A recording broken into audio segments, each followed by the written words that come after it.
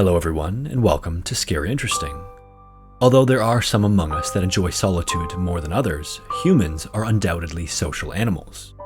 Occasionally, however, by some unfortunate circumstance, people have found themselves cut off from the rest of humanity for long periods of time in extreme isolation, that no one would choose if not for the fact that it was forced upon them. So today's video is going to feature 3 horrible fates that are directly related to the extreme isolation of the people in each story. The final story has an incredible twist that is both horrifying and hard to wrap your mind around. With all of that said, viewer discretion is advised.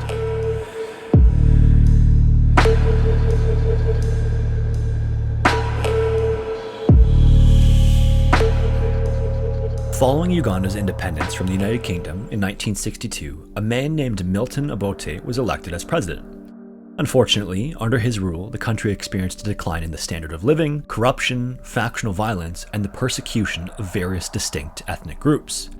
Sensing the tension among opposing groups, Obote arranged for a purge of the opposition while he was out of the country. But by then, it was too late.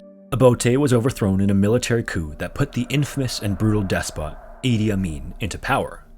Several years later, following the overthrow of Idi Amin at the end of his brutal reign, the Ugandan people engaged in a civil war from 1980 to 1986 that would prove to be even more deadly for the Ugandan people.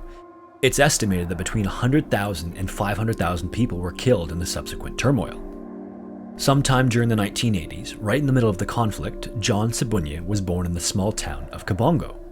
Not much is known about his childhood, other than the fact that his father was violent and aggressive and participated in the armed conflict of the Civil War as part of the rebel forces. When John was about 3 years old, his father brutally murdered his mother in front of him. It's unclear whether John ran off during the attack out of fear or was abandoned by his father following the attack, but what is known is that John was not seen again for a long time. About 3 years later, a woman was in the area looking for firewood when she came across a small pack of monkeys. As she was watching them, she noticed that there seemed to be something wrong with one of them because it had no tail. When she looked closer, she was shocked to realize that it was actually an oddly hairy child that had long hair covering his face and body. Following her discovery, she immediately went back to tell the people of her village, and then a group of them returned to where John was spotted to rescue him. But when they found him and tried to take him, he and the monkeys attacked the village people, throwing stones and sticks and trying to scare them away. They eventually did manage to rescue John and bring him back to the village, where he was found to be in really poor condition, suffering from extreme malnutrition. Even the food that they fed to him wasn't tolerated by his body initially and resulted in severe stomach issues for several days. They also found that he was infected by tapeworms that were several feet in length. John was soon adopted by the director of an orphanage, who spent the next couple of years teaching John to walk and talk again. When he was finally old enough and fluent enough, he was finally able to explain to them what had happened to him. After John found himself alone in the jungle, a colony of green monkeys found him and gave him bananas and sweet potatoes. Over time, he learned their gestures and sounds and even their mannerisms. For a time after he was found, he avoided direct eye contact and greeted people sideways, which is characteristic for non-human primates. And although the monkeys probably saved his life, it's likely that he wouldn't have survived much longer in the wild based on the condition that he was in when he was found. His body was covered in scars and scratches, his knees were white and rough from walking on them, and the malnutrition would have eventually been fatal. The hair that had grown all over his body didn't grow back after it was shaved, and this is actually a common characteristic of feral children. Despite everything, John did make an exceptional recovery. His delayed development did lead to some permanent mental and physical impairments, but that didn't stop him from eventually competing in the Special Olympics as the captain of Uganda's soccer team. He now lives not far from his childhood home in Uganda. Off the coast of Southern California, in the Pacific Ocean, is an 8-island archipelago known as the Channel Islands. These islands are actually an extension of the mountain ranges that run inland from the coast, surrounding the greater Los Angeles area. With a total area of only 346 square miles between all 8 of them, several unique plants and animals endemic to the islands are not found anywhere else in North America. Today, 5 of these islands are part of the Channel Islands National Park, 2 are controlled by the US Navy, and the final is more developed and has significant human habitation. Before European settlement in the 1800s, these islands were inhabited by the Chumash and Tongva Native Americans who descended from the original populations that arrived over 13,000 years ago. This migration is thought to be one of the earliest in North American history.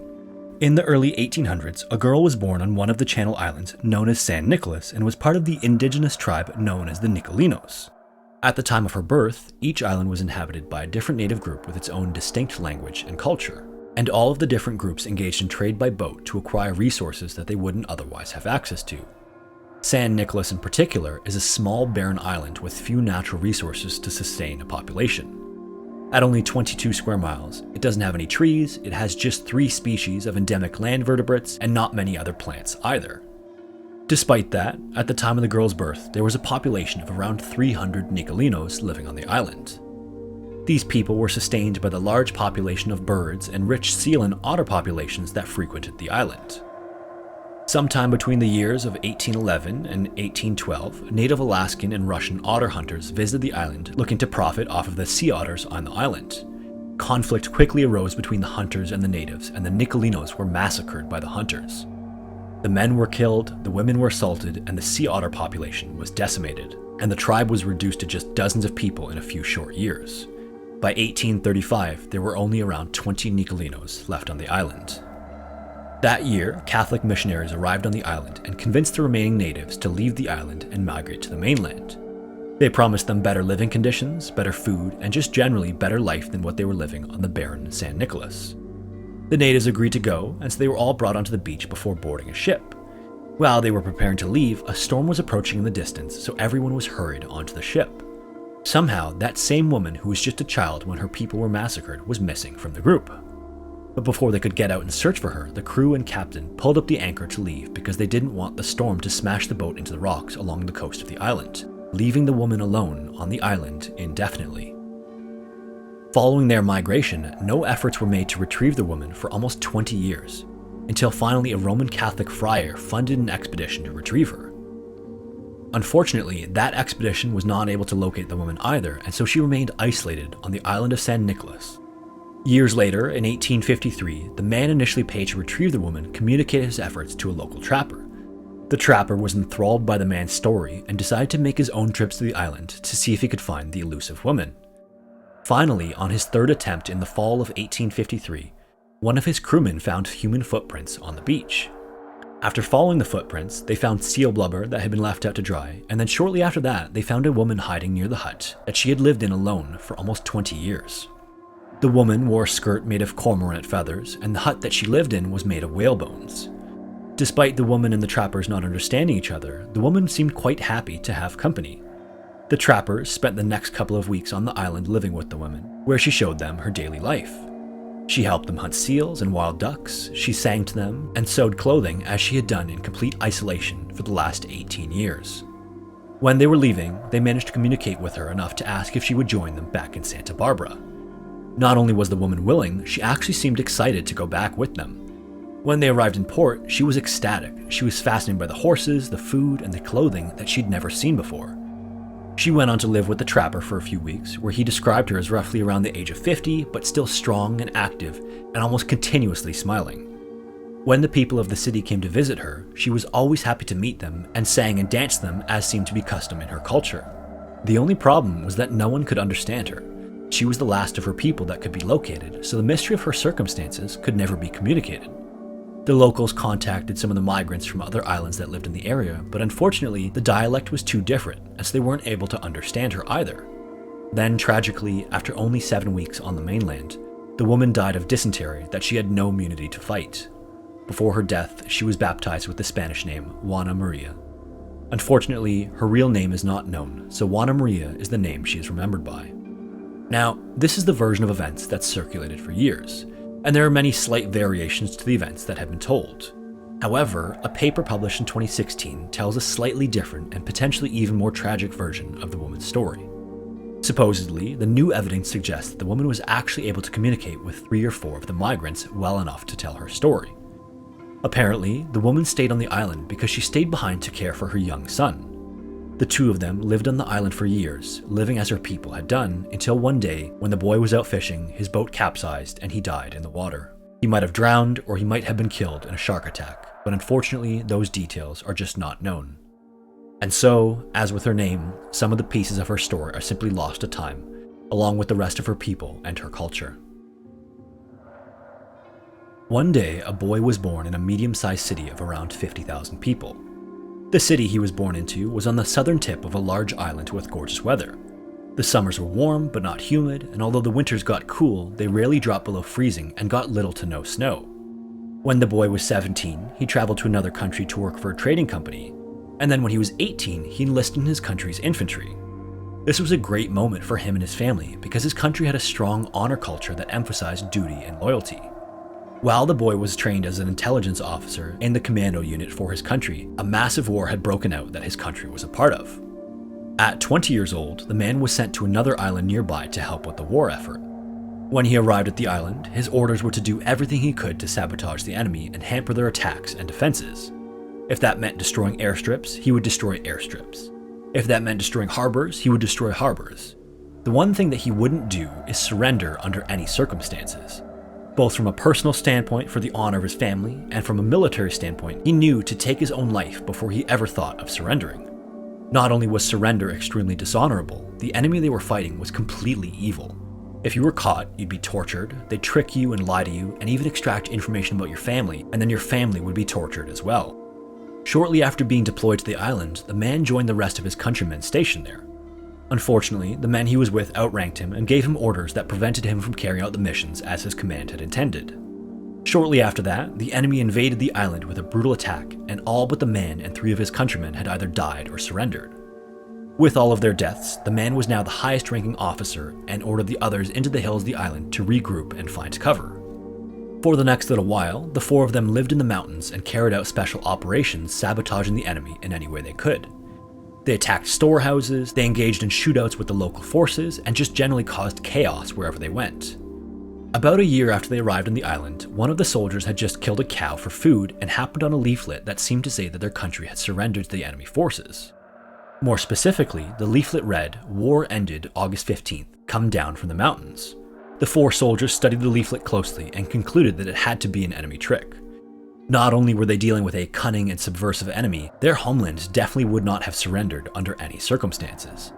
Reinforcing this idea was the fact that they still had been fired on by the local population. This wouldn't have happened if the war had been over, like the leaflet said. So the men carried on as they had been, helping out with the war effort as they could. And then at the end of the year, leaflets were dropped by plane into the mountains.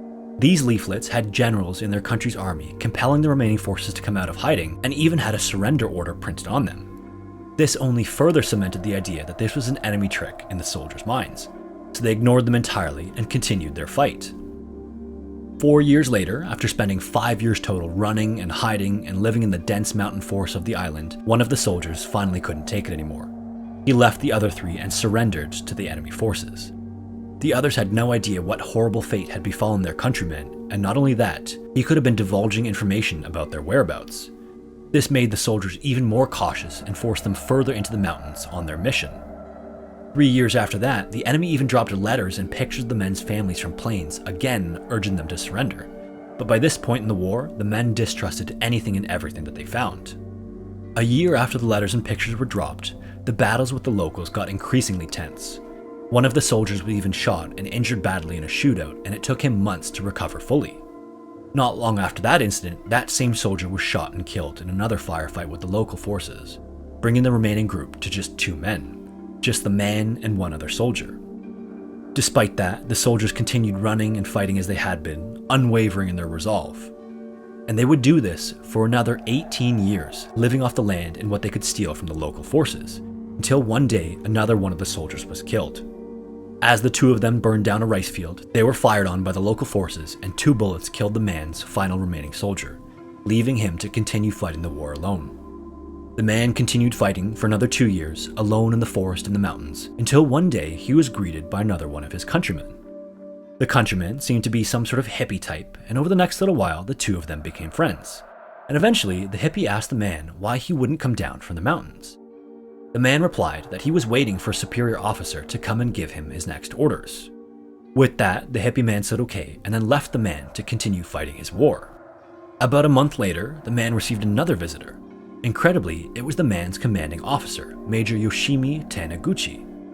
The commanding officer greeted Lieutenant Hiro Onoda and informed him that the war was over and he was officially relieved of duty. Hiro Onoda was born on March 19, 1922 in Kamikawa Village, Japan. At 18, he enlisted in the Imperial Japanese Army, and at 20, as part of the ongoing operations in the Pacific Theater in World War II, he was sent to Lubang Island in the Philippines.